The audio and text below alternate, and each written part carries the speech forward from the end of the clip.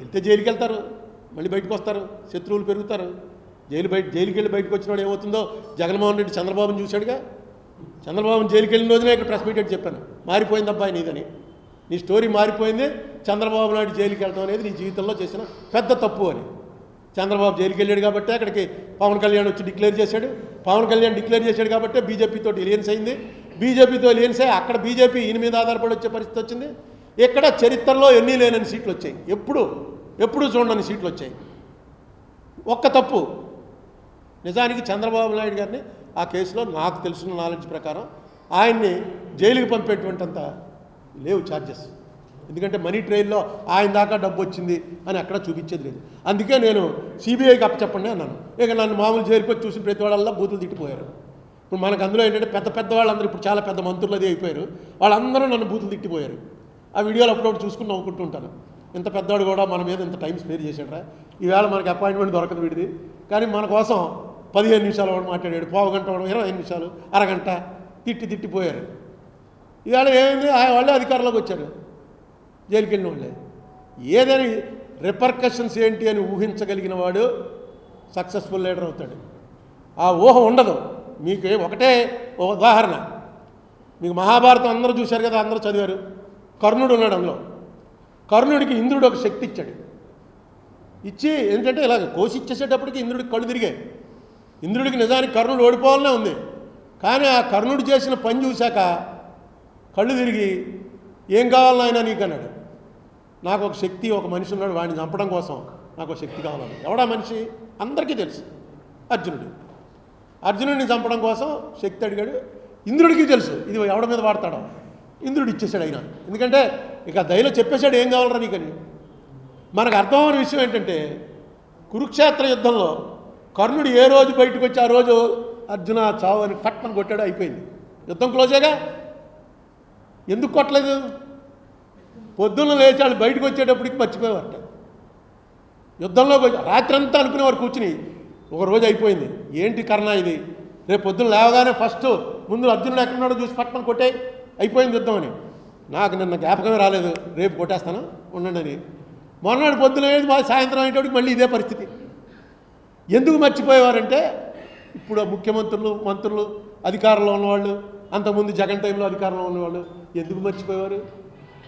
కాలమహిమ, మనం మళ్ళీ సెకండ్ అయిపోతాం, మనం మళ్ళీ అపోజిషన్లోకి వెళ్ళిపోతాం, వాళ్ళు రూలింగ్కి వస్తారు, ఇదంతా జరుగుతూ వచ్చింది, వాళ్ళు రూలింగ్కి వస్తారు, ఇదంతా జరుగుతూ వచ్చింది అనేది ప్రతి ఒక్కడికి తెలుసు. కానీ పనులు చేస్తున్నప్పుడు అది జ్ఞాపకం రాదు, రాకుండా వెనక్కిపోతూ ఉంటుంది. ఇదే జరుగుతుంది. నేను మొత్తం అందరు రాజకీయాల్లోకి వచ్చే వాళ్ళందరినీ ఒకటే కోరుతాను, మహాభారతం చదవండి. మొత్తం ఇప్పుడు రాజకీయం అంతా అప్పుడు ఉంది. నేను కూడా చదవాలా, నేను కూడా వీళ్ళు పాండవులు కౌరవులు కురుక్షేత్రం క్లోజ్ అయిపోవడంతో అయిపోయింది అనుకుంటాం. తర్వాతే ఉంది అసలు కథ అంతా. ఆ తర్వాతే అన్నీ రాసుకుని వచ్చారు, ఎలా ఎప్పుడెప్పుడు ఏమేం జరిగింది, ఎందుకు అలా జరిగింది మొత్తం రాసుకుంటూ వచ్చారు. ఒకసారి ఎప్పుడైనా భారతం టైం ఉంటే చదవండి. నేను ముసలాన్ని అయిపోయాక మొదలెట్టాను అనుకోండి, చాలా ఇంట్రెస్టింగ్.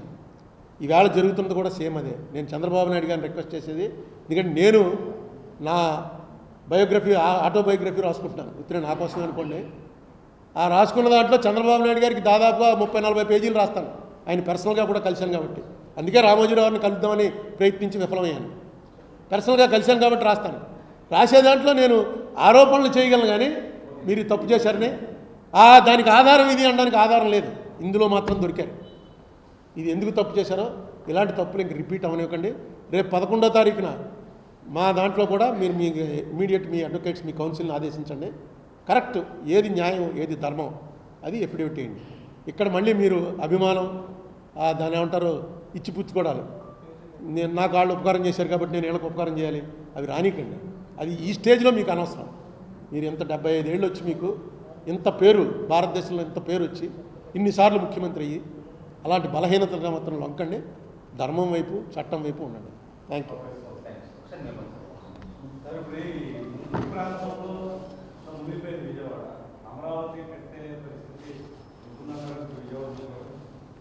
ఇవన్నీ మామూలేనండి. అమరావతి గురించి నేను అనేక సార్లు మాట్లాడాను.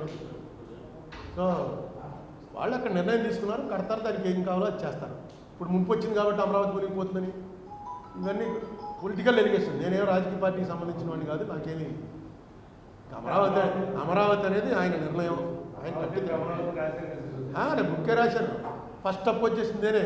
జగన్ కూడా సపోర్ట్ చేసినప్పుడు నేను అపోజ్ చేశాను. అన్నిటికీ వ్యతిరేకం.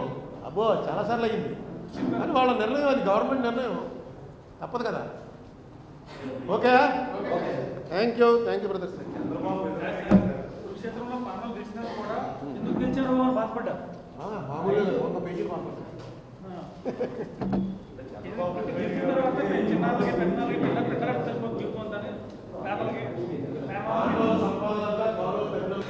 వెళ్తే జైలుకి వెళ్తారు, మళ్ళీ బయటకు వస్తారు, శత్రువులు పెరుగుతారు. జైలుకి వెళ్ళి బయటకు వచ్చినప్పుడు ఏమవుతుందో జగన్మోహన్ రెడ్డి చంద్రబాబుని చూశాడుగా. చంద్రబాబుని జైలుకి వెళ్ళిన రోజునే ఇక్కడ ప్రెస్ మీట్ చెప్పాను, మారిపోయింది అబ్బాయి నీదని, నీ స్టోరీ మారిపోయింది.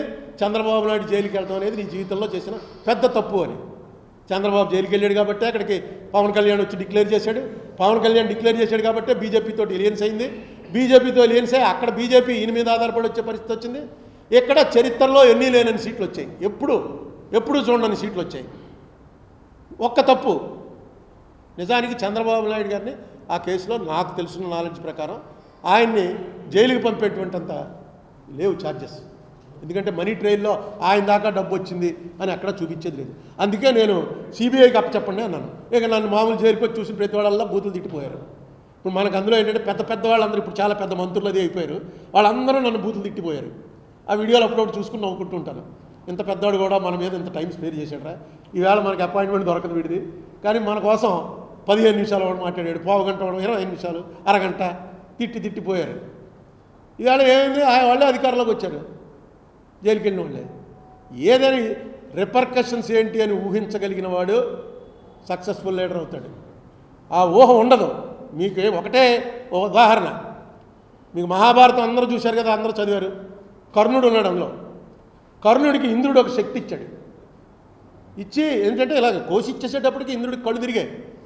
ఇంద్రుడికి నిజానికి కర్ణుడు ఓడిపోవాలనే ఉంది, కానీ ఆ కర్ణుడు చేసిన పని చూశాక కళ్ళు తిరిగి ఏం కావాలని ఆయన నీకు అన్నాడు. నాకు ఒక శక్తి, ఒక మనిషి ఉన్నాడు, వాడిని చంపడం కోసం నాకు ఒక శక్తి కావాలని. ఎవడా మనిషి అందరికీ తెలుసు, అర్జునుడిని చంపడం కోసం శక్తి అడిగాడు. ఇంద్రుడికి తెలుసు ఇది ఎవడ మీద వాడతాడో. ఇంద్రుడు ఇచ్చేసాడు ఆయన. ఎందుకంటే ఇక దయలో చెప్పేశాడు ఏం కావాలరా నీకని. మనకు అర్థమైన విషయం ఏంటంటే కురుక్షేత్ర యుద్ధంలో కర్ణుడు ఏ రోజు బయటకు వచ్చి ఆ రోజు అర్జున చావు అని కట్మని కొట్టాడు, అయిపోయింది, యుద్ధం క్లోజేగా. ఎందుకు కొట్టలేదు? పొద్దున్న లేచాడు, బయటకు వచ్చేటప్పటికి మర్చిపోయేవారట. యుద్ధంలో రాత్రంతా అనుకునేవారు కూర్చుని, ఒక రోజు అయిపోయింది. ఏంటి కర్ణ ఇది, రేపు పొద్దున్న లేవగానే ఫస్ట్ ముందు అర్జునుడు ఎక్కడున్నాడో చూసి పట్టణం కొట్టే, అయిపోయింది యుద్ధం అని. నాకు నిన్న జ్ఞాపకమే రాలేదు, రేపు కొట్టేస్తాను ఉండండి అని. మొన్నటి పొద్దున సాయంత్రం అయ్యేటప్పటికి మళ్ళీ ఇదే పరిస్థితి. ఎందుకు మర్చిపోయేవారంటే ఇప్పుడు ముఖ్యమంత్రులు, మంత్రులు, అధికారంలో ఉన్నవాళ్ళు, అంతకుముందు జగన్ టైంలో అధికారంలో ఉన్నవాళ్ళు ఎందుకు మర్చిపోయేవారు?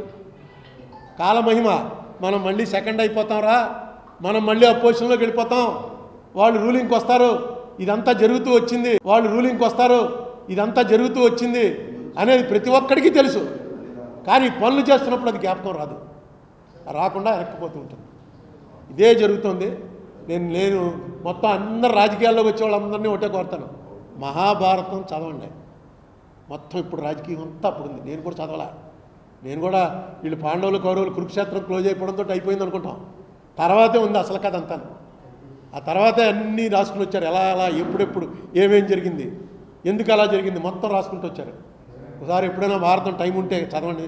నేను ముసలాన్ని అయిపోయాక మొదలెట్టాను అనుకోండి, చాలా ఇంట్రెస్టింగ్. ఈవేళ జరుగుతున్నది కూడా సేమ్ అదే. నేను చంద్రబాబు నాయుడు గారిని రిక్వెస్ట్ చేసేది, ఎందుకంటే నేను నా బయోగ్రఫీ, ఆటోబయోగ్రఫీ రాసుకుంటున్నాను, ఇతనే నా కోసం అనుకోండి. ఆ రాసుకున్న దాంట్లో చంద్రబాబు నాయుడు గారికి దాదాపుగా 30-40 పేజీలు రాస్తాను. ఆయన పర్సనల్గా కూడా కలిశాను కాబట్టి, అందుకే రామోజీరావు గారిని కలుద్దామని ప్రయత్నించి విఫలమయ్యాను. పర్సనల్గా కలిశాను కాబట్టి రాస్తాను. రాసే దాంట్లో నేను ఆరోపణలు చేయగలను, కానీ మీరు తప్పు చేశారని దానికి ఆధారం ఇది అనడానికి ఆధారం లేదు. ఇందులో మాత్రం దొరికారు. ఇది ఎందుకు తప్పు చేశారో ఇలాంటి తప్పులు ఇంక రిపీట్ అవనివ్వకండి. రేపు 11వ తారీఖున మా దాంట్లో కూడా మీరు మీ ఇమీడియట్ మీ అడ్వకేట్స్, మీ కౌన్సిల్ని ఆదేశించండి. కరెక్ట్, ఏది న్యాయం, ఏది ధర్మం, అది ఎఫిడేవిట్ చేయండి.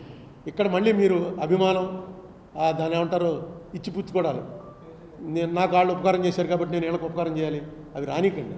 అది ఈ స్టేజ్లో మీకు అనవసరం. మీరు ఎంత 75 ఏళ్ళు వచ్చి మీకు ఇంత పేరు, భారతదేశంలో ఇంత పేరు వచ్చి ఇన్నిసార్లు ముఖ్యమంత్రి అయ్యి అలాంటి బలహీనతగా మాత్రం లొంకండి. ధర్మం వైపు, చట్టం వైపు ఉండండి. Thank you.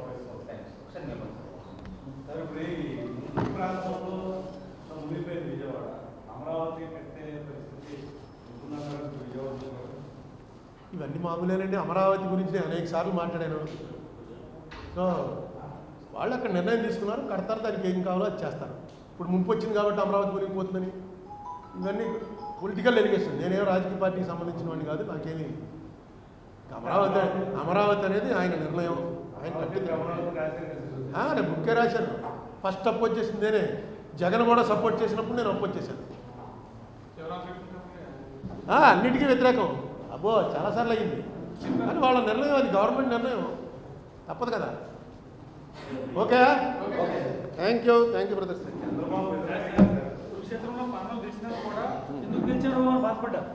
మామూలుగా 100 పేజీలు మాట్లాడతారు.